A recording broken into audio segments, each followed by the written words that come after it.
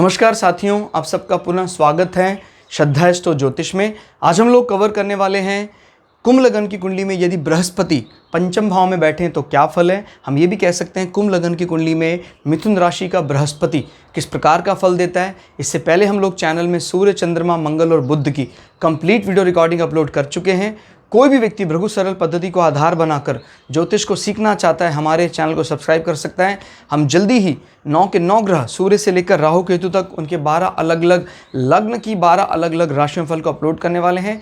इस अपलोडेशन को टाइमली पाने के लिए बेल आइकन दबाएं ताकि आपको सारा अपलोडेशन टाइमली मिल सके। मेरा नाम है सनत कुमार वाजपेयी। 15 सालों का अनुभव मुझे साइंस एंड एस्ट्रोलॉजी में। हमारे बारे में और अधिक जानकारी के लिए सिंपली गूगल करें, सनत वाजपेयी लिखें, आपको हमारे बारे में कंप्लीट इन्फॉर्मेशन मिल जाएगी। तो शुरुआत करते हैं आज की क्लास का। प्रथम भाव लग्न से गिनते हैं अगर एंटी क्लॉकवाइज तो ये आता है पंचम भाव। फिलहाल यह मिथुन राशि है जहाँ बृहस्पति बैठे हैं। पंचम भाव दोस्तों क्या बताता है? पंचम भाव हमारे एजुकेशन की बात करता है। एजुकेशन यानी एजुकेशन सर्टिफिकेशन जो हमने किया है, कोर्स जो भी डिग्री डिप्लोमा की उसकी बात करता है। पंचम भाव हमारे सामाजिक यश मान सम्मान की बात करता है। कोई इस प्रकार की तपस्या जीवन में है वो सब पंचम भाव से देखी जाती है। कोई जप, पंचम भाव के मजबूत होने से जप पूरा होता है। पंचम भाव ही है जो हमारे जजमेंटल पावर, विवेक शक्ति की बात करता है। पंचम भाव की मजबूती से ही हम ये देख सकते हैं कि संतान में कोई बाधा होगी कि नहीं होगी। पंचम भाव मजबूत होने से आपके माने रोमांस, उसके बाद मैरिज, लव मैरिज के बाद भी पंचम भाव के 7वें भाव के साथ संबंध के साथ देखी जाती है। और कोई डाइजेशन से दिक्कत है, पेट में कोई समस्या है, वो भी पंचम भाव से देखा जाता है। फिलहाल यहाँ पढ़ रही मिथुन राशि। मिथुन राशि जो बुध की एक प्रकार से रोमांटिक राशि कही जा सकती है। क्लियर हो गया? महिला और पुरुष का जोड़ा और मैथुन शब्द से मिथुन बना है। महिला के हाथ में वीणा, पुरुष के हाथ में गदा, तो वो यहाँ दिखाई देता है। हालांकि ये पुरुष राशि है पूरी तरह से, लेकिन प्रेम और हंसी मजाक इसका मुख्य गुण है मिथुन राशि का। तो इनका जीवन पढ़ाई को लेकर अपनी वैसे ही रहता है।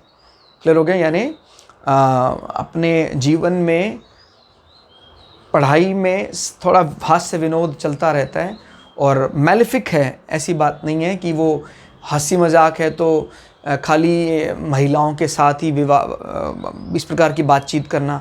याद रखिएगा ये पुरुषों के साथ मजाक की भी पुष्टि करता है। मैलेफिक है ये राशि। और यहाँ पर ये जेंडर बताता है कि प्रायः पहली संतान बेबी बॉय होती है। क्लियर हो गया? बृहस्पति भी यहाँ बैठे हुए हैं। बृहस्पति को हालांकि इस राशि का नेचर थोड़ा कम पसंद है, लेकिन ये जो हाउस है, इस हाउस के कारकत्व में बृहस्पति माने जाते हैं। इस कारण से बृहस्पति वो चीज़ थोड़ी देर के लिए भूल जाते हैं। कहते चलो कहीं फेवर मिला। और विष्णु माने लक्ष्मी त्रिकोण वैसे ही बड़ा शुभ हाउस है, तो फिर इसको इस हाउस का भी एक प्रकार का फेवर मिल जाता है। तो लेकिन कभी भी आप याद रखिएगा, बुध की 2 राशियों में से बृहस्पति को ज़्यादा पसंद है कन्या राशि। लेकिन अभी कन्या राशि कहाँ पड़ रही है ये भी देखना है। तो ये ध्यान रखिए, कोई भी किसी भी कुंडली में ये कह देना भी ये ग्रह तो खराब होते हैं, ऐसा नहीं है। वो ग्रह खराब होने बावजूद भी अगर वो उच्च का होकर बैठा है तो बहुत अच्छे परिणाम दे देगा। ठीक है? तो इस लग्न के लिए बृहस्पति को हम वैसे सांसारिक दृष्टि से कहें तो शुभ ही माना जाएगा, लेकिन हो सकता है आपको कोई ज्योतिषी ये बता दे कि ये अशुभ है, क्योंकि वो मारक है और वो 11वें भाव का स्वामी है। लेकिन मैं दोबारा आपको बता रहा हूँ, इस अशुभता का फिर कोई अर्थ नहीं रह जाता है। मान लो आपने अशुभता लिखा और बार बार शुभ परिणाम ही बताए जा रहे हैं, तो इस अशुभता का अर्थ क्या है फिर? तो इसका सही मीनिंग यही होगा कि आप आज के परिप्रेक्ष्य में, आज के परिवेश में इनको ढालें और इनकी शुभता को एक्सप्लोर करें, बाहर निकालें। अब बृहस्पति यहाँ पर बैठकर दूसरे भाव को और एकादश भाव को रिप्रेजेंट कर रहा है। तो दूसरे भाव का अर्थ होगा कि आपके फिक्स्ड एसेट्स पूरी तरह डिपेंड करते हैं आपके एजुकेशनल इंटरेस्ट के ऊपर। तो ये बात भी तय है, पढ़ाई पूरी होने के बाद ही आपके एजुकेशन इंटरेस्ट आपकी सर्टिफिकेशन के बाद आपके फिक्स्ड एसेट्स बढ़ना शुरू हो जाएंगे। क्लियर हो गया? आपकी संतान उत्पत्ति के बाद भी इसमें बढ़ोतरी होगी। क्लियर? इसी प्रकार से आपके इनकम सोर्सेज डिपेंड्स अपॉन आपके 5th हाउस, लॉटरी गेन, इस प्रकार का सट्टा आपको फ़ायदा देता है। और बृहस्पति की कौन सी राशि है यहाँ? धनु राशि। याद रखिए क्षत्रिय राशि है, ये ब्राह्मण राशि है। तो आपका कमाने का तरीका ठीक है, बृहस्पति की तरह आप लॉयल हैं, वफादार हैं, क्रोध ना करने वाले, लेकिन नियमों का कठोरता से पालन बृहस्पति की धनु राशि करवाती है। बृहस्पति की मीन राशि कठोरता नहीं, पोलाइट होकर ही नियमों का पालन करती है। ठीक है, तो बृहस्पति ना सिर्फ वहाँ के लॉर्ड हैं, बराबर सुपरविजन भी कर रहे हैं।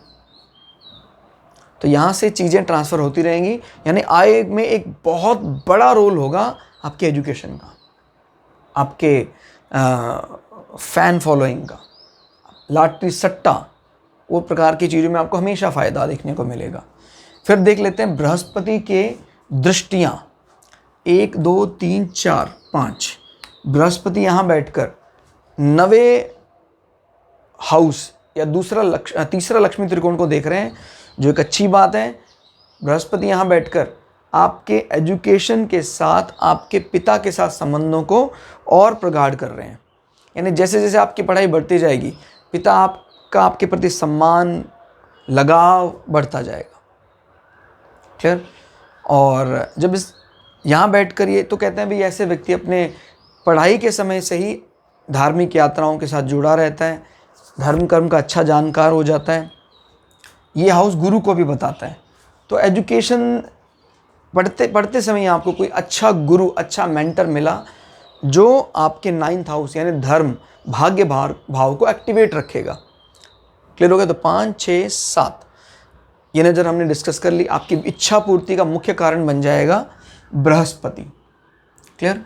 फिर 7 8 9 बृहस्पति यहाँ बैठकर आपके मन मस्तिष्क को भी शांत रखेगा। किस हाउस में बैठा हुआ है? पंचम। और इनडायरेक्टली किस किस से कनेक्टेड? आपकी आय और आपके एसेट से। तो आपको भी शांत रखेगा, आपको पता लग जाएगा कि मेरे जीवन में बृहस्पति एक बहुत बड़ा रोल प्ले करता है और अच्छी स्थिति में है, तो मुझे ज़्यादा परेशान होने की कोई ज़रूरत नहीं है। फिर तो तीनों दृष्टियाँ और दोनों राशियाँ, इसके फल को हमने जान लिया। ये क्लास आपको कैसी लगी कमेंट करके ज़रूर बताइएगा। मिलते हैं अगली क्लास में, तब तक के लिए जय श्री भृगु पराशरा, जय श्री शुक्राचार्य, नमस्कार।